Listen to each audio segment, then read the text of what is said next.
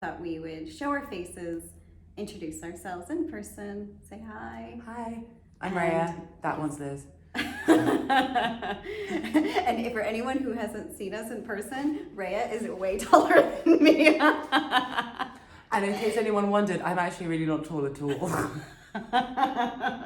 So today we're going to talk about what is going on energetically around the world and why things might be sort of feeling a bit up in the air and a little uncertain. As we are processing and integrating all of our September shit, that's what we're going to call it, September shit.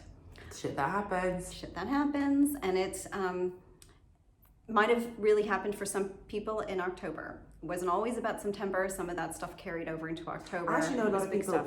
the big stuff happened in October, not September. It did, because the energy needed to build up and they weren't in a place to deal with it. And so a lot of the stuff, even if it was sort of happening on the inside and doing the internal work in September, some of it just wasn't in our face and on the surface to deal with until October, which is why we need November and December to really continue to integrate and process everything. And when I say integrate and process, sometimes there's nothing active you have to do to make that happen. You just need to sit with yourself.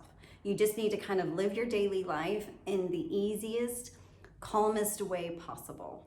And also, I find that when I'm kind of like dealing with these big emotions, you sit with yourself. But then sometimes, if you want to get out of bed and just do something else that brings you joy, just do it. Because in the background, everything's kind of being processed. And I'm like, oh, I'm okay now. Yeah. So it's sometimes like, it's not about wallowing in it.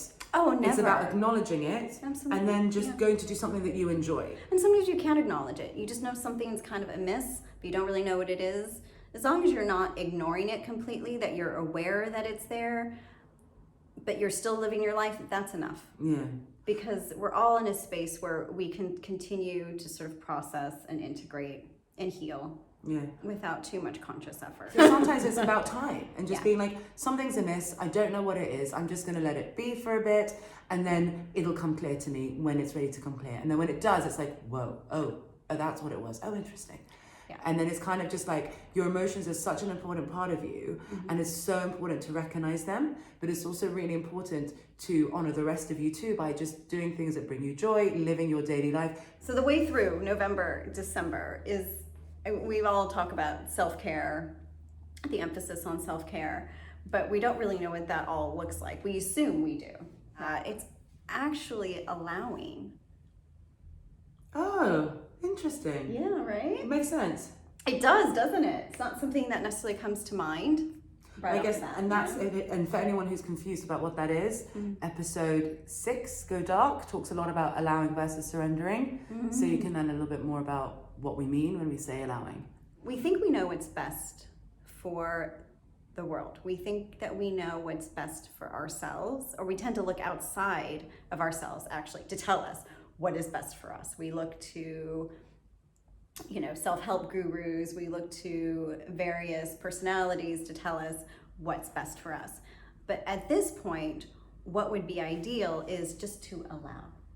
Just to feel whatever you're feeling. Feel whatever you're feeling. Do whatever you feel like doing. That's not self-destructive behavior. But just allow. If you wake up one morning and all you want to do is just stay in bed, just stay in bed. If you really have an urge to go dancing, just go dancing. It's all about whatever is feeling good to you.